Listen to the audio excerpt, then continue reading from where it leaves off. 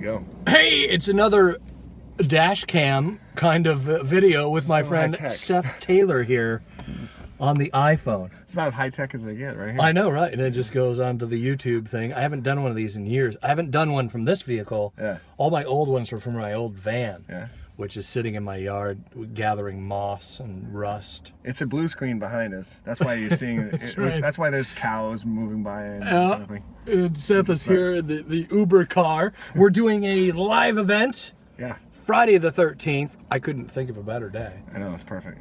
Right? In May 2016. Yes. If you're watching this after that, then you missed it. But Sorry. if you haven't, you still have time to get your plane tickets to fly to Seattle. Yeah. Serve Seattle is where it's going to be out on Capitol Hill. Check your Google Maps or whatever. We're gonna be doing that. I'm gonna be interviewing you. I'm kicking off season 5. Seth is my special guest. Yeah. He wrote a book called Feels Like Redemption. The first book published by XXX Church, right? Yes. Besides all the stuff that Craig did. Yeah. First one actually, where they acted as the publisher. Fireproof Ministries is the parent. Right. And you were on a while back on the ASI podcast episode. Back in December? It was back in December. Yeah, it was kind of the closing of season 4 of the podcast. And your work had tremendous impact on me, which I appreciate. And it was weird because I wasn't really looking to read a book. Yeah. You know, I mean, as a matter of fact, I told my friends because they read your book and they thought, wow, you got to interview this guy. You got to talk to this guy. This stuff is great. Yeah. And I'm like, I'm doing my own thing. I don't want anybody on this book. In fact, I'm trying to kill everyone who's doing what I'm doing. I'm driving around my Uber car. That's right. Taking them out. No, I don't know. So I'm trying to just clear my head and keep my own thoughts together. And then, so I bought your book on Audible. It was like $6. I know. Which is great. Craig wants to raise the price of that. Oh, He's like, they won't let me. Yeah, I know, right? It's okay. They won't let him. I heard one guy was like, you guys should really, it's a good book. You guys should raise the price. And so he tried. Oh, wow. I didn't let him. That's what you do, though, right? Right. So, yeah, I appreciate your work. One of the things I wanted to do today on this here little video cast is talk about triggers. Because I did a talk on another video that had some buzz that was about, it's called Triggers and Temptations. Yeah. So when we're triggered, and we're talking in the realm of sexual addiction or unwanted sexual behavior, sexual compulsion is kind of the new buzzword. You can't call it addiction anymore because it's not chemical. Right. It's like, you know what? If it's a bad friggin' habit and you don't like it, then pick your language. I always say this: any compulsion feels progressive from addiction, and any progress is good progress in the way we talk about this stuff. But the triggers thing is one of the biggest things when it comes to sexual addiction is trying to change the paradigm that, like, especially if we're talking in the Christian realm, the way the Christians have dealt with it. Right. Like, you know, we've kind of we say trigger. We've identified trigger as the point where all of a sudden that thing clicks and you want to go act out on your addiction. Yeah. We call that dog's gonna hunt. Right. You smell the thing. Yeah, exactly. Right. Exactly. I remember I'm at when I was an addict, I was in Portland, and I pull up to a stoplight and I'm looking up and there's a mural, 50-foot tall mural of this girl in a bikini, and it's just this, and I'm sitting there at a red light, I'm trapped. I'm trying to bounce my eyes all over the place, you know, I'm whiplash, you know. And I'm sitting there and I finally just went, what chance do I stand? And I just let the numbness set in, and that dissociation starts to happen. You start kind of that little separation inside yourself. And we used to call that's when my addiction was triggered, and we have to avoid the triggers. Right. But that's just not a helpful way. It's not a helpful usage of that word, because the reality is the triggers are things that, triggers are really the things that ignite that thing you're actually medicating with. Yeah.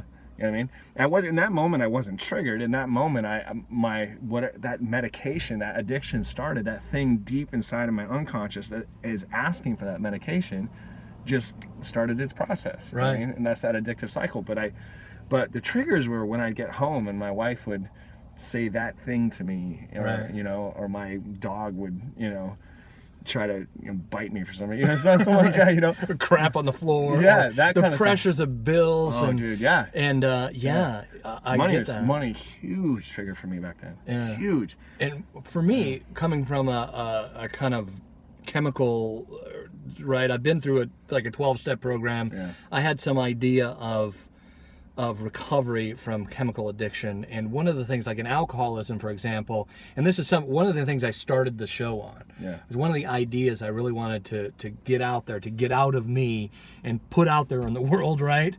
Was this idea that alcohol is my problem. Right. And that I have a disease, or right. I have a gene that makes it so once I see alcohol or smell alcohol, I mean, there's alcoholics, Seth, that won't use like Banaka because it's got a little bit of alcohol in it, and they get that trigger, they're gonna go off and drink a. Oh yeah, I'm gonna buy a fifth of Jack Daniels, and I'm gonna buy a ticket to Vegas, and my whole life is gonna go down the tubes. And I'm like, yeah, I don't know if that's really true. Yeah. And so my recovery from alcohol, I stopped drinking hard alcohol altogether, and then it was I was still medicating something in here. Sure. So it went from alcohol to methamphetamine and cocaine. Yeah.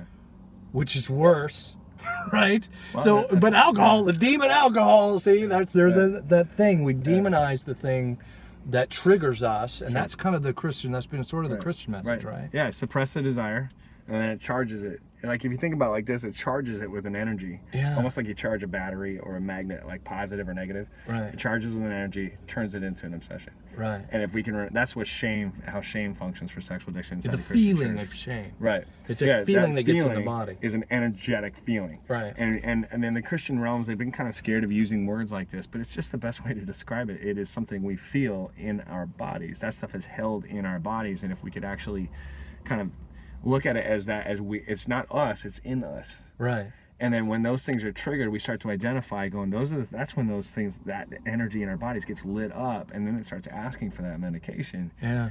If we can identify that, man, we can find a lot of healing really quickly. Right. You know, and that's why I'm always telling people, like, let's just take a vacation from this. Like, this is bad.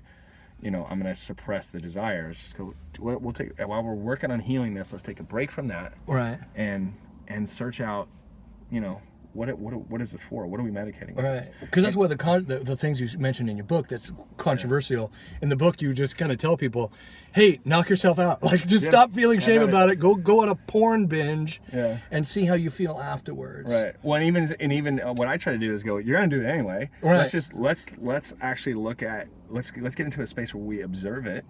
So not even afterwards, beforehand, where we look at the beginning and we go, and we just stand outside and watch the process and go, oh, whoa, there it is. Right. There's that thing that gets triggered. There's the medication. There's the process.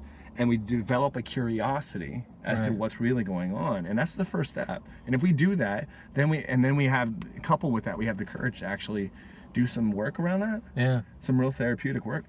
We can change. When I was at Mars Hill, there was this guy named James Noriega, and Leo Schultz was my friend.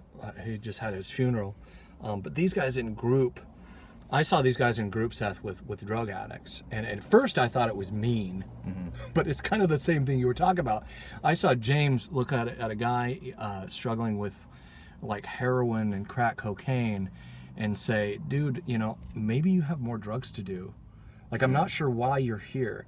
So some of these guys, and after a while observing it from the outside, and you know, because that was abrasive to me, like, I don't know if you should be telling these guys that at first. But when I saw it, there was a thing in these cats where they were coming into this group, they were coming into this space, and they were expecting like James or Leo to save them. Yeah. So they had that kind of, I need you to save me mentality. Right. And you could almost see it. After a while, you can sense it in people. Yeah. And I think that was kind of what their message was. Like, you just go, you know, if you like the drugs, then do the drugs. There's nothing I'm going to tell you that's going to save you, right? Yeah. It's like Jesus is your savior. Yeah. God is a bigger, you know, higher power thinking. Yeah. There's something out there bigger than yourself. Yeah.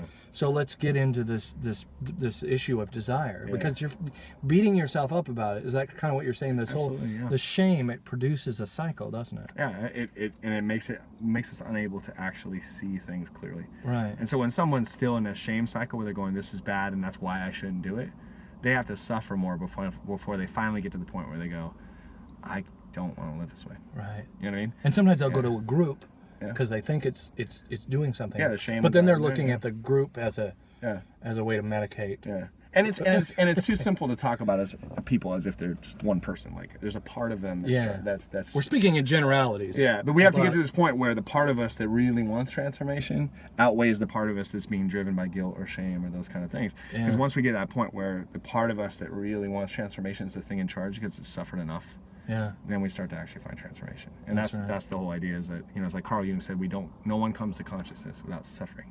And that's what drives us, and people will do anything they can to avoid facing that stuff inside themselves. No matter how crazy it is, they will do anything they can to avoid it. And what that happens is, and this is another thing that Carl Jung said, is that if we don't do that work of making that unconscious stuff conscious, it will dominate our lives, and we'll call it fate. Right. Oh, so that's just the way I am, or it's a disease, or this kind of thing. We act like it's some sort of luck thing or chance thing. It's outside of my control. Yeah. And the reality is that our world is being dictated by our unconscious pain.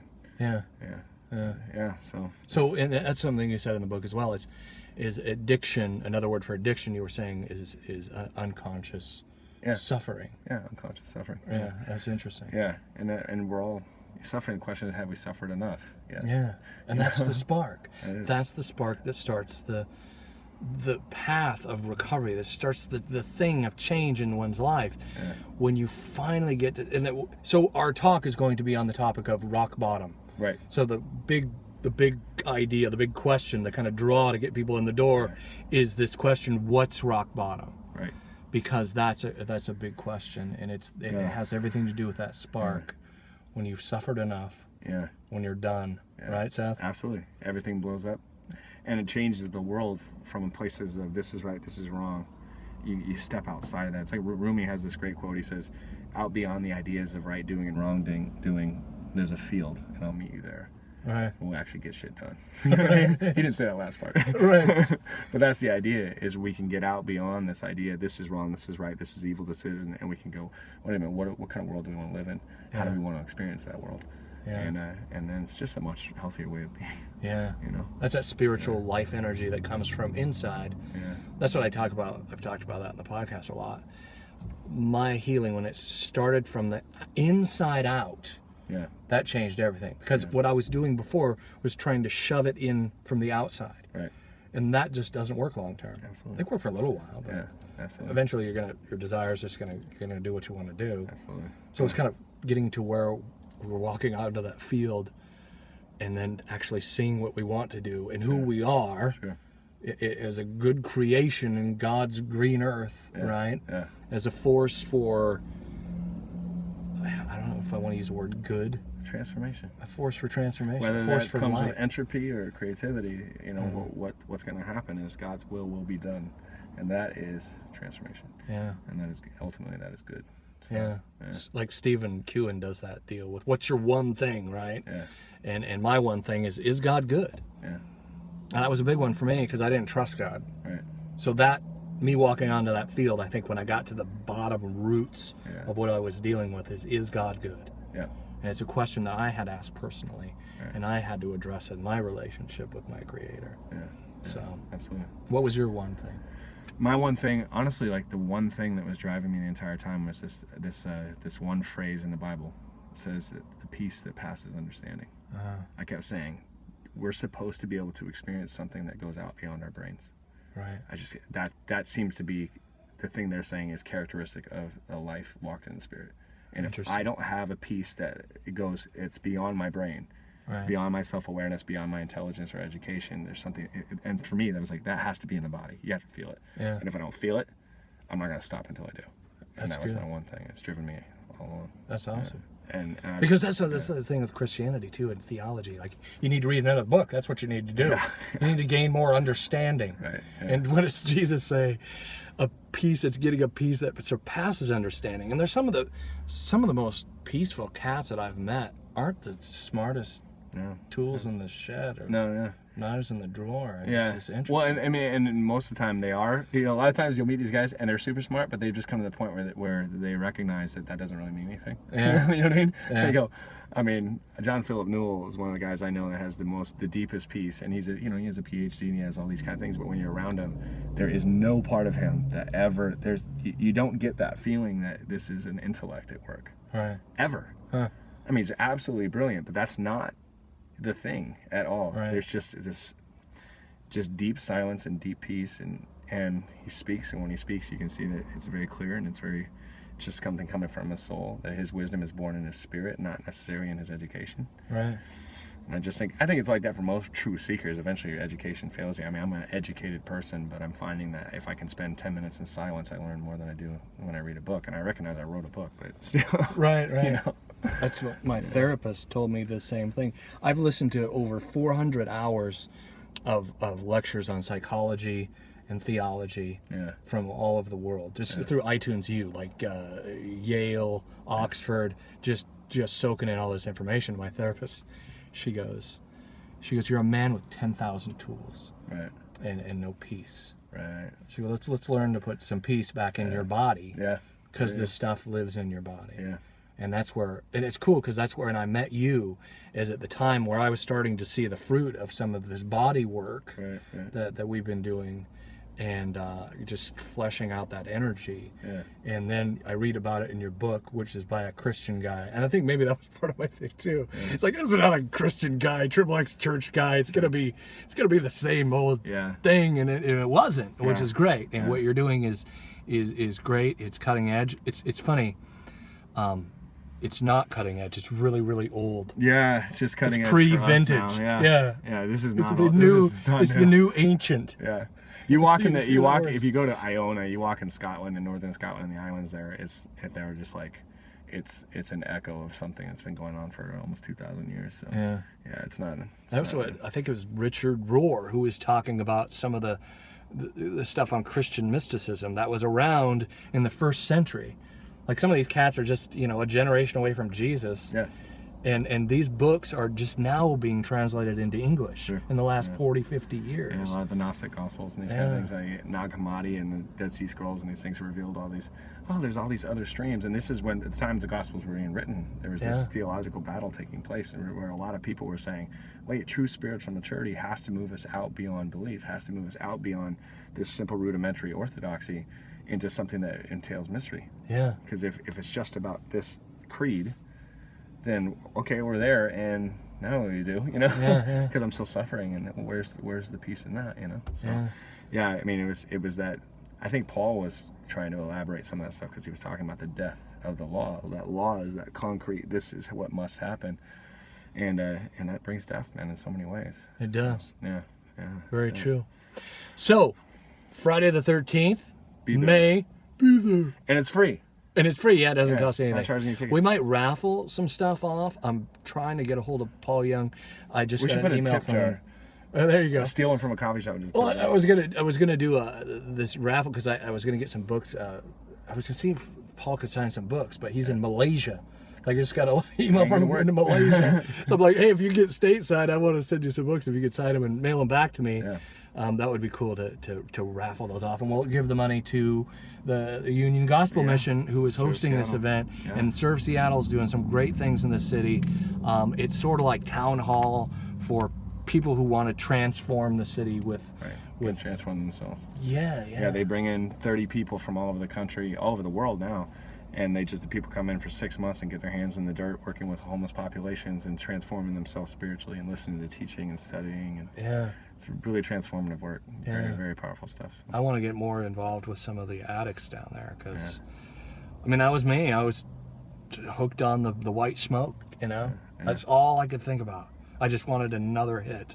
And the fact that I don't live in that space anymore is pretty miraculous. And I guess I could share more of that too. I think the sex thing was just decades and decades long, so my heart to see people free from that is a big one too. But the chemical stuff is big, and it's killing people. So. All right, man. Again, thanks, Seth. Absolutely, thank you. Videos. Thank you. Yeah, there we go. We've driven at least 50 miles during this conversation. That's right. So, Later.